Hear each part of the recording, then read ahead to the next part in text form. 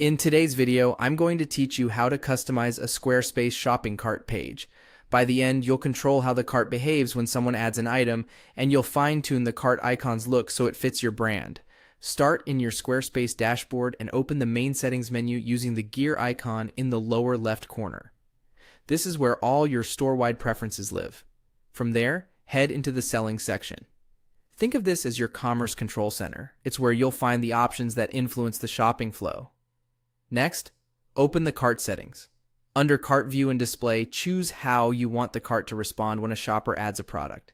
If you select Add to Cart Confirmation, customers will see a simple confirmation that keeps them browsing without too much interruption.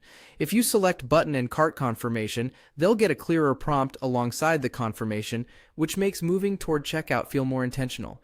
There isn't a single right answer here. Pick what complements your catalog size and the purchasing behavior you want to encourage. You can always revisit this setting later as you learn more about your customers. While you're still in the cart settings, consider turning on Skip Cart Page. When enabled, shoppers bypass the dedicated cart page and move straight toward checkout, reducing clicks and speeding up the process. This can be great for stores that sell single items or rely on fast purchases.